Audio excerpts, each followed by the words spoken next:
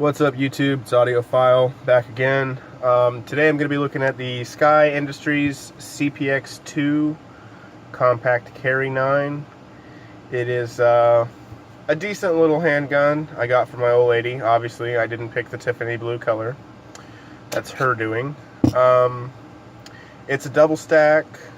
I believe it is an 8 or 10 plus 1 in the 9. So we're on the same page. It is empty.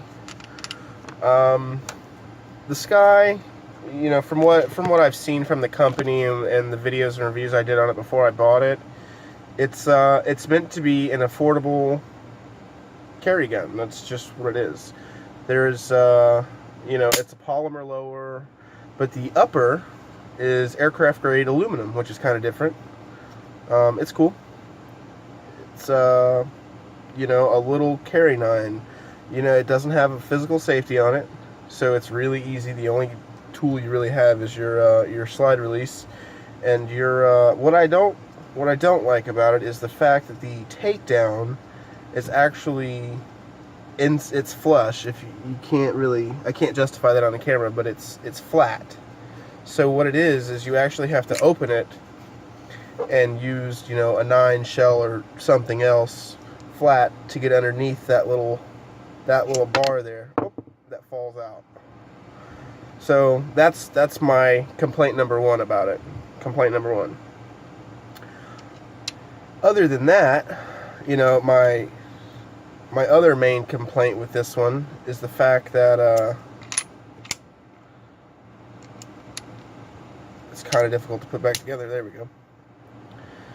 My other complaint about it is that it's a really long take-up, which is cool, I understand, for the non-safety, but what I find is that the spring inside the trigger, let's see if I get it to do it, is not the strongest, so you have to get used to bringing your finger all the way back forward after firing it, because it's, you know, most handguns have a strong enough spring that when you fire it and halfway let it go without moving your finger, it's got a strong enough spring to reset itself. This one is a really far up reset, which is my other complaint with the gun. So other than that, I've never had a problem with it.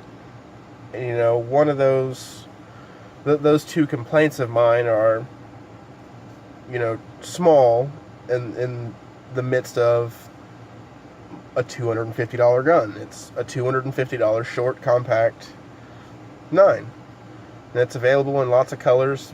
My wife picked the Tiffany blue. It's, you know, whatever. Not that I agree with it or disagree with it, but it is Tiffany blue. So, power to her. Not a lot of features, not a lot of stuff. It's a $250 gun. It's taken every piece of ammo I've ever thrown at it. It's never stovepiped, misfed, double fed, mag dropped on accident, nothing. The mag drop on this one's actually it's a little bit extended here, so it's easy to whack, easy to get to, which is cool. Out of the box, you get 2 mags. You get different plates for the mags. They have flat plates that sit flat, and they have the one with the pinky. I've got big hands, and she's got big hands. I guess for a woman, we like the pinky extension because you can actually put your whole hand on it. You know, and you can see here where they've like the groove got started here where the frame stops for your 3rd finger, but it never, you know, you just can't grab it, which is uncomfortable to me, you know, to shoot. But that just barely makes it big enough. It's yeah, that's not my favorite gun by any means. It's there's not a lot of weight to it, so there's a lot of recoil. Even for a 9, it's a lot of recoil. And you know, other than that, it's just a basic firearm. You know, for them making a budget gun, it's not horrible. It's really not. The couple of things I've seen with people on them, reviewing them and shooting them, is that the pins for the frame that actually hold the frame together wiggle out. Now, I've never experienced that. I haven't done anything to them. A lot of guys have talked about Loctiting them, this, that, and the other, and what I've read and seen, and I've never had an issue with it. Maybe it's just me. Maybe they put too much oil in it. Maybe, you know, you get bad ones. It happens. It's a numbers game. I've said that before. But, you know, the only other feature really on this one is the fact that it's got the indicator to let you know it's got a shell in it, which is halfway I consider pretty much standard. But, yeah, it's just a little carry 9. It's a great little purse gun or whatever you want to do with it. It's cool that it's got the long trigger. It's cool it's got the long trigger because there's no safety if you're going to put it in your purse.